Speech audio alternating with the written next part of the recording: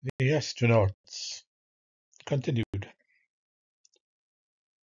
by Stanislaw, translated from the German by the spirit of Hegel.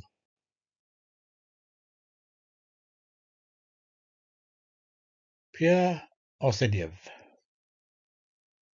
After the small tracked vehicle returned, we tried to enter one of the better preserved buildings.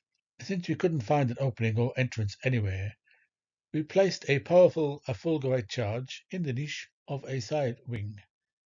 The explosion blasted a breach in the wall, allowing us to penetrate the interior. But neither there nor in other buildings through whose thick walls we forced our way did we find anything resembling earthly living quarters.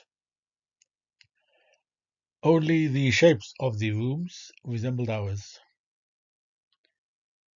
Inside, there was almost complete darkness, with only a faint bluish glow seeping in here and there through cracks in the wall. In the light of our headlights, we saw a jumble of bent pipes, tunnels, evenly inclined ramps, and spacious halls, their floors covered with metallic and glassy debris. Several times, we also encountered structural components whose purpose we couldn't guess. Large halls were divided by vertical gate-like walls, the spaces between which were wide at the ceiling and narrowed so narrowly at the bottom that a person could barely squeeze through. Beneath the street spread a network of arteries, connecting routes and canals. They were stacked stories deep, some plunged in complete darkness, others illuminated by the light of greenish, phosphorescent ceilings. In some places, they converged in barrel vaults, 5 or 6 deep. From there, circular tunnels led to the various buildings. Numerous passages were blocked by piles of rubble. However, we didn't blow them up, fearing that the dozens of floors hanging above us would collapse in a tremor. In some places, the remains of vertical shafts were visible, through which limpets might once have moved. Now only molten scraps of both metal hung between the scorched, blackened walls.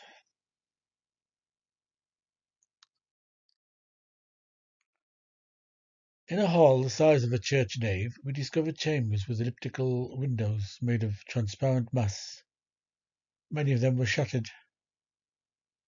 The beams of the searchlights were lost in the silvery clouds of dust that swirled up with every step, falling onto our helmets and scuba dives, and surrounding us in a shimmering cloud. Several stories below, on stone slabs, amidst struts and beams, lay the hulls of charred machines. There were several dozen of them, lined up in a straight line, one beside the other.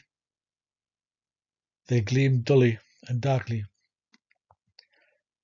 like the vertebrae of a giant spine. We walked slowly from building to building until we reached the desert surrounding the crater, at the rim of which we had previously stopped in the car. There, the scientists began systematic radioactivity measurements, using ionization chambers and Geiger counters. Several deep trenches branched off from the crater, clogged with embankments, slag, and metallic infiltrations. The further we moved from the center of the explosion, the more frequently we encountered buildings that had survived, at least partially. Here the temperature must have been equal to that of the sun.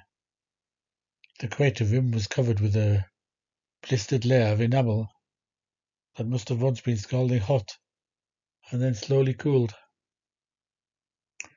It was striking that the crater wall was somewhat smoother in two places, forming an almost imperceptible depression. In the spotlight, two blurred silhouettes, tapered upwards, emerged from the rough surface. One of them was tilted forward, as if falling. The second curled up like a person, crouching with their head tucked in. Both shadows were almost a metre high. The comparison to human beings was, of course, only evoked by the imagination. They were probably just two darker spots. The scientist examined them very carefully, photographed them under different lighting conditions, and measured the radioactivity in this area. Impressions could be made. 5 hours of waiting passed, but we came to no conclusion. It was possible that at the time of the explosion, two living beings had been standing there, whose bodies, before evaporating in the million-degree heat, had projected a section of the wall from the direct impact of the embers. But since we could neither guess their shape nor their size, nor did we know at what height the explosion had occurred, we were unable to solve this mystery either. In order not to unnecessarily prolong our stay in the dead city, we split into groups of two and set about at least briefly searching one part of the city. Arsenjew and I were left with an area consisting of a forest of shattered columns, leaning slabs, piers, and torn bridge structures. It was crisscrossed by a tangle of narrow paths covered with piles of sand, running like trenches between steep, smooth dunes. Everything shone with a dull, silent glow. Only the light from our headlights conjured up a tangle of shadows in the semi-darkness of the ground. We climbed onto a fairly high pile of rubble covered in solidified metal waves, and from there saw a number of strange structures resembling large mushrooms with flat tops. These, too, might have been the remains of some kind of machine. In the background, the sharp black outline of the tall building stood out, which, unlike its surroundings, was not illuminated. We went over, and since we found no entrance around us, we drilled some holes in the foundations and attached fulgurite charges. The explosion tore a star-shaped opening in the wall, through which we entered the interior. We climbed over the broken pieces of a ramp and found ourselves in a wide hall, the walls of which were covered by a metallic crust. Charred remnants of some kind of fur-like material clung to it, crumbling to dust at the slightest touch. Suddenly, the tunnel made a turn. The smooth walls gave way to a natural rock. Between the folds of the rock was a black opening. The ground in front of it was covered with a layer of hardened brownish-grey mud, in which the tracks were clearly visible as oval depressions. They led into the dark hole. We had to crawl forward.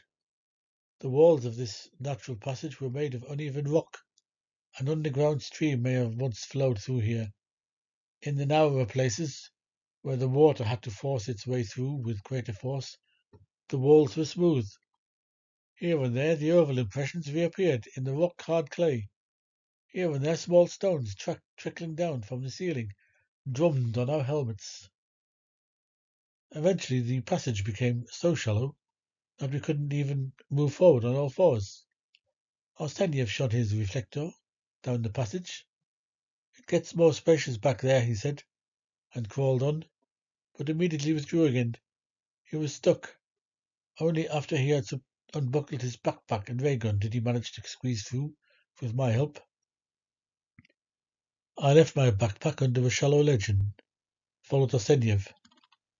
Since I was slimmer than him, it was easier for me to wriggle through. For a while, complete darkness surrounded me. Suddenly the ground shook. Something struck painfully against my leg. I threw myself forward with all my might. A prolonged dull rumble sounded. Stones clattered down. Then silence fell. A light flared up. Here the tunnel was wide enough for us to stand side by side. Arsenjew shone a light on the opening behind us. A black wall of rubble gleamed back at us. A rock slide. We were trapped. "Give me some fulgurite," Arsenjew said. I still had a few sticks of that explosive with me and handed them to him. He reached into his pocket to pull out detonators and the detonating cable. He had hung the reflector across his chest. In the light reflected off the smooth rock, I saw Arsenyev's face behind the lens of his helmet. Suddenly he flinched. He checked one pocket again, then the other. He looked at me. In his eyes I saw something I'd never noticed before. Horror. It lasted only a second, then his eyelids drooped. Didn't you have any detonators? He asked. No, me neither. They must have fallen out of my pocket when I forced my way through the hole. Fulgurite is a very harmless explosive. Without special detonators, it won't explode, even if you put it in a fire. So the 4 charges we still had were of no use to us. They were nothing but harmless grey stuff. Arsenjew turned around in silence. We continued along the tunnel. It wound its ways. I counted the steps. 20. Then came a sharp bend, and the tunnel widened. The cone of light fell on a rock face. We stood in a small grotto, shaped like a snake's head. Its diameter was about 8 paces. I struck the rock with my pick. The wall didn't budge. It's an underground stream bed, I thought feverishly. The water must have had an outlet, so I'll keep looking. Soon I saw where the water had flowed out. Once upon a time, the stream bed had indeed continued. Here, too, a boulder had broken away from the upper layers of rock and been forced into the passage with such force that the side walls displayed a whole network of fine cracks.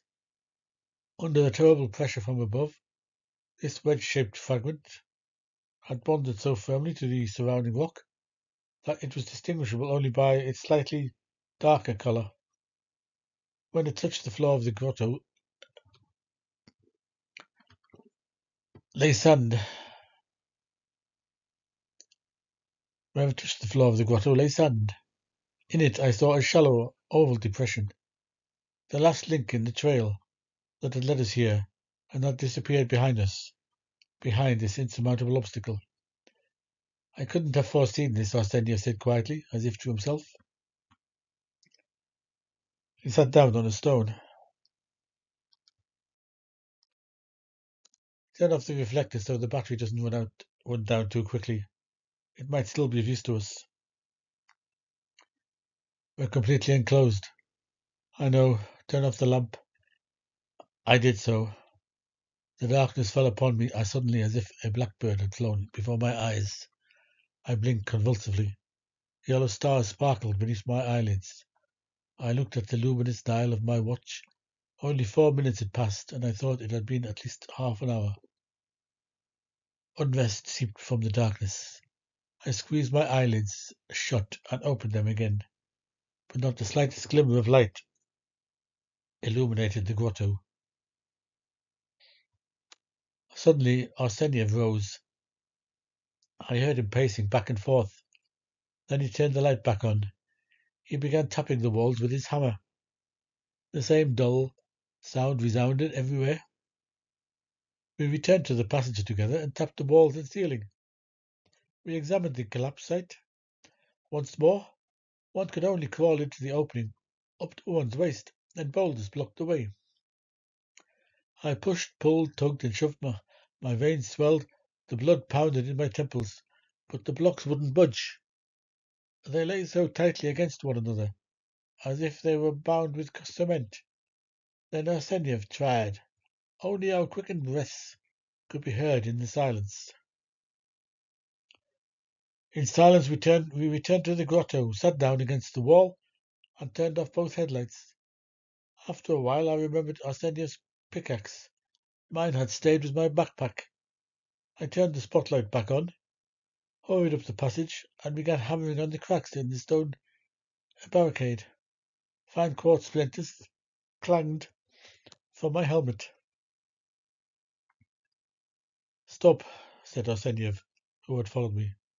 This is no use. I described glowing arcs with the gleaming steel, striking with all my might. The rock creaked, but didn't give way. Only small fragments flew through the air.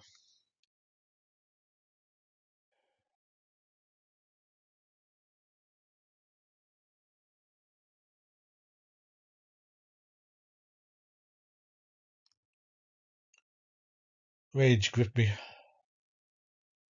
I swung with such force that I almost fell. The handle vibrated in my hands. The pickaxe clanged sharply with its useless impact. Then it flew to the ground. The handle had broken off right next to the pickaxe. How deep are we? I asked Arsenjew when my breathing had calmed down a bit. About 15 meters below the level. Once again we were sitting in darkness. After about 20 minutes, I thought I hadn't checked one side of the tunnel thoroughly enough. There, behind a thin partition, there might be some kind of passage, a crack, a path that led to the open, to freedom. I jumped up and switched on the reflector. Its light removed the last vestiges of my self-deception. We had examined the rock closely. There wasn't a single spot we hadn't noticed. No crack, nothing at all. Sit down, said Arsenjew. Through the huge shadow he seemed to have grown, motionless, into the rock. Sit down and turn off the light. It's turning yellowish. It had indeed become a little weaker. The battery needed to be changed. It was where I had left it, in my backpack. I carefully examined the glowing tungsten filament in the bulb, then turned off the reflector and sank heavily to the ground. We had been buried for an hour and a half. I didn't want to look at the clock anymore. I pressed my helmet against the rock. A dull, roaring silence surrounded us. I got used to the darkness. I sat there motionless. Gradually I became sleepy. My exhausted muscles demanded rest. I had been working hard all day, clearing debris, helping to push the cart over fields of rubble. I suddenly awoke from my half-sleep with the thought that something else still needed to be done. The battery in the reflector needed to be replaced. When I had fully come to, I realized that it was nonsense to even think about it.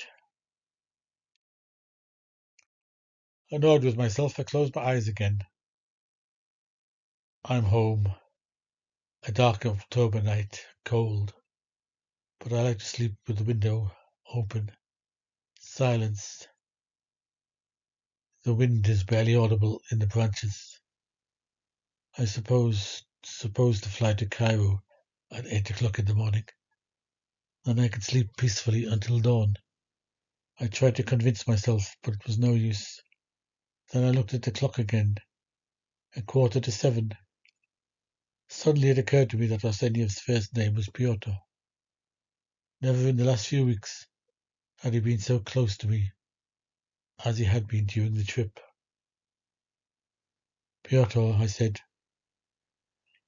He answered immediately. What?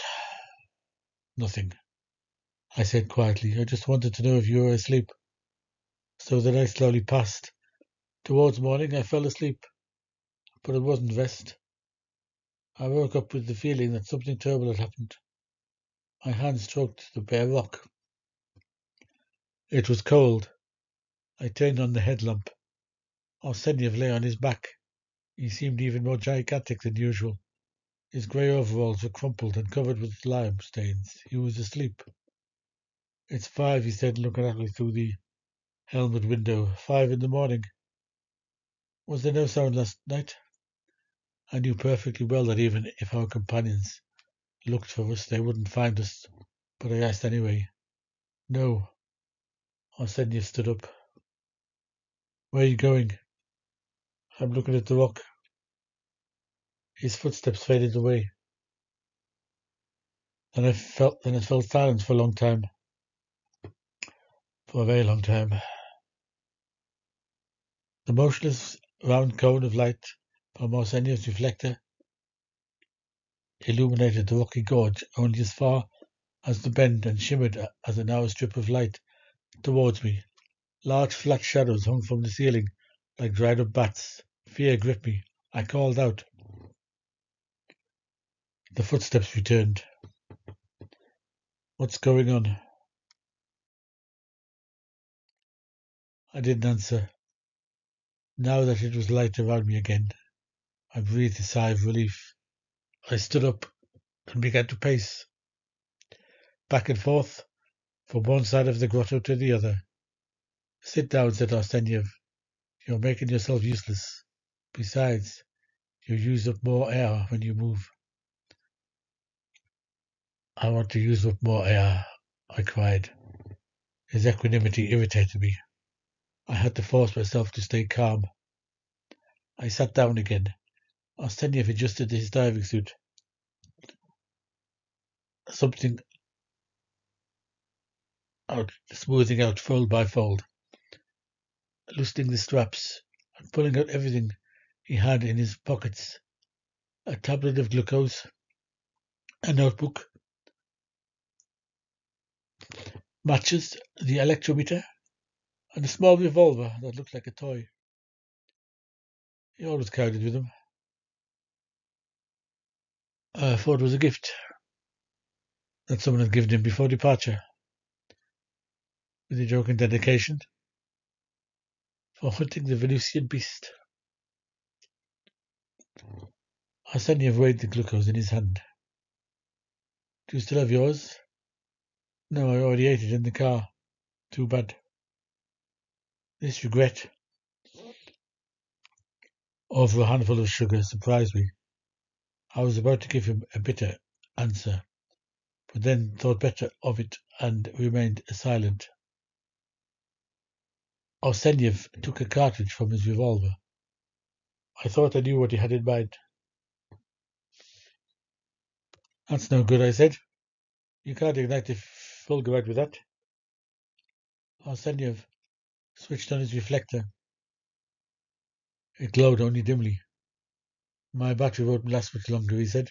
Turn off the light. Once again, the darkness surrounded us like a wall. I felt as if my body were endless, as if it were emerging into the darkness, without any boundaries. Green spots oozed from beneath my eyelids, sinking into the ground like bright sparks. The clock ticked softly. The hours ticked by. 9, 10, 11. Suddenly, Arsenjew asked so unexpectedly that I jumped. Who do you have on earth? I thought for a second. It was all so far away, so distant. My father. No one else. No one. I have my wife there, you know, he continued hastily. I shouldn't think he was saying this out of worry and sorrow. I was just doing a calculation and I couldn't help thinking about her. When I first met her, we only talked about mathematics. I was working on my dissertation at the time and had a certain idea. The theory of pulsating stars. I told her about it. Arsenjew felt silent for a while, as if surprised at himself for talking so much. Once we were sitting in the garden of the observatory reading a book about the inhabitants of other worlds. You probably don't know it. It's a very old book by the Frenchman, Flammarion. It was a July evening. Dusk was breaking. We turned the pages together. The paper grew greyer and greyer, and we were still reading, as one can only read in youth. Only when the last words blurred before our eyes did we raise our heads. Above us was the sky, and in it the stars, and those worlds that had arisen for us from the book. Back then, he stopped. Pjotr, hadn't he been murmuring something quietly to himself? What did you say, Pjotr? Suddenly he spoke in a calm, almost dreamy voice. If I could see her face once more. Stop, I cried, stop. He fell silent. Until now, no visions had haunted me, No thoughts or memories. I felt neither fear nor despair, only a constantly growing inner strain, as if a heavy burden had been placed upon me, threatening to suffocate me. I was like a person clutching a sack full of horrible monsters, clutching it convulsively, and this sack twitches and wriggles ever more violently in his hand.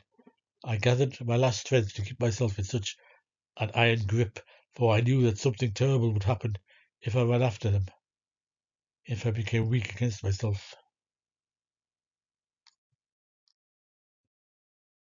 I knew that I would then dissolve like a puddle of dirt, and I feared not so much my last breath, death, but rather this insane creature I could transform into. What Arsenjew had said stabbed me like a knife. For a few seconds I wrestled with myself, then I gave up. I felt, I felt you can't call it remembering. I felt the indescribable, beautiful smell of freshly ploughed earth. It was as if I was standing amidst snow-stripped early spring fields on the hillside, surrounded by the breath of blue horizons, and intoxicatedly breathing in the spicy breath that is the expectation of new life, the vessel of life. That was the end. An iron calm seized me, permeated me. I knew what I had to do, and leaned towards Arsenjew. In the darkness, I felt his shoulder, and felt along the cool fabric of his suit. Like a thief, I reached into his pocket. At first, he didn't notice anything, but then, as I reached for his revolver, he realized what I wanted. A silent struggle began. Only our panting breaths were audible. Arsenjev was the stronger. He stood up and pushed me against the rock wall. Then he grabbed the switch of my reflector. A wedge of yellow light forced itself between us. Give it, I grasped hoarsely. Give just one bullet. He didn't answer, but pressed me even harder against the wall. Give me the revolver. I groaned. Don't be childish. I made no effort to free myself. Kanchinsinga, he whispered in my ear. Give me the gun. It's all over. And then, back then, a way out was found. Pjotr, and give it to me. A way out will be found for us too. That's not true. Suddenly he let go of me and took a step back. Do you want me to stay behind alone? He had said this very slowly, and now he stood before me, enormous, and behind him his gigantic shadow. My throat tightened. For a moment, as if shaken by convulsions, I fought against myself. Then tears ran down my cheeks. I sank to my knees. He sat down next to me and placed his large, heavy hand on my shoulder. Now, he said, now. I calmed down. Listen, Pjotr, they'll never know how we died. Besides, they won't find us anyway. There's no hope. Why should we wait any longer? If we had explosives. We have some, he said, touching the bottle of my oxygen apparatus. Oxygen? Yes, liquid oxygen. I jumped up, but immediately sank back down. That's no use. I've already thought about that. Oxygen on its own doesn't explode. It has to be mixed with a flammable substance. Right. But we don't have anything flammable. Yes, we do have something. What? He pulled two small, flat packets out of his pocket. It was the precipitated sugar. A dawning moment dawned on me. Pjotr,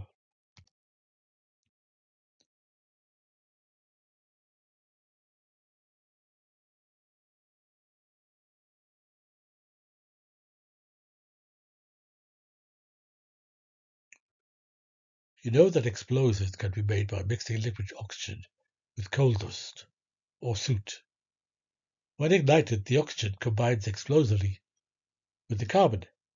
Sugar is a hydrocarbon compound and is therefore flammable. Our sugar here is as fine as dust and crumbles easily. So that's why you asked earlier. Yes, and you didn't tell me anything. I first calculated how much energy the charge we have could develop. I don't know how long the tunnel ceiling has collapsed. If it's only at this constriction, then maybe we can do it. We have to. We have the least fuel, sugar.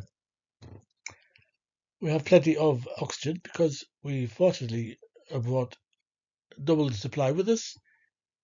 If we succeed in blasting it, there will be enough for later when we back on the top. But there is another difficulty, such as such a charge must be detonated electrically. I nodded eagerly. We have the batteries. Yes, we have the batteries, and that's why I'm saving money with the light. But we're missing a cable. Here, this is our entire wealth. He showed me a stick of insulated wire about 3 meters long. I took it out of the electrometer. We can't pull one out of the diving suits. We're not allowed to take off our helmets. And therefore, he paused, and therefore someone has to ignite the charge on the spot. So that's why he didn't talk to me about it. Yes. Suddenly a thought occurred to me. I suppose you weren't sleeping at all, Pjotr. No, not all night. No, I was looking for another way. And did you find one? No, we're not allowed to take off our helmets, he repeated. We poison ourselves immediately.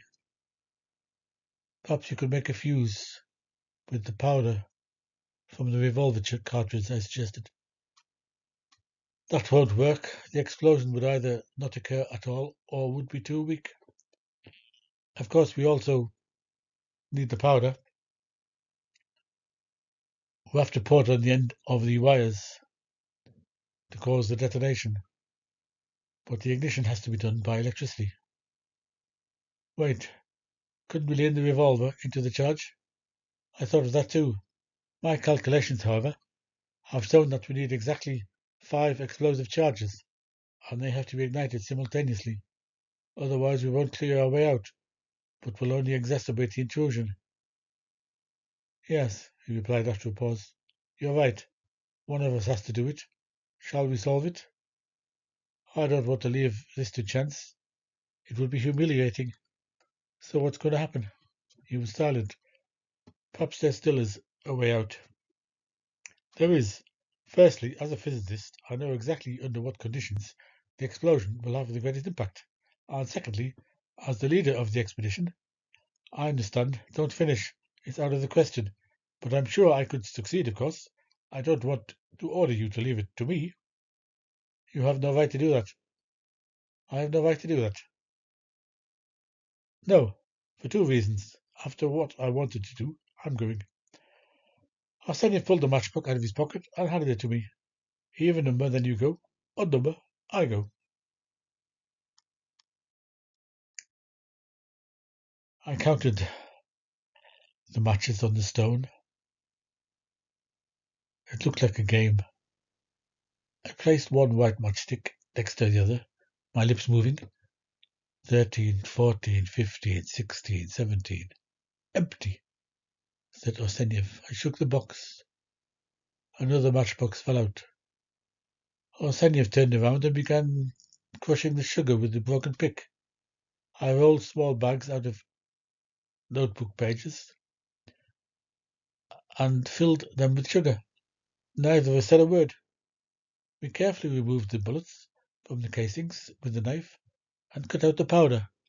Then we went through the tunnel to the point of collapse. Arsenjew marked the 5 cracks between the rock cutters, which I widened with the tip of the pick. Meanwhile, he poured in the oxygen, hissing and boiling. The faintly bluish liquid flowed into the breasts, which were initially soft and pliable, then became brittle and fragile, then hard as stone. Without gloves, they were impossible to touch. Even through the dense insulated fabric, the terrible cold burned like fire on the fingers.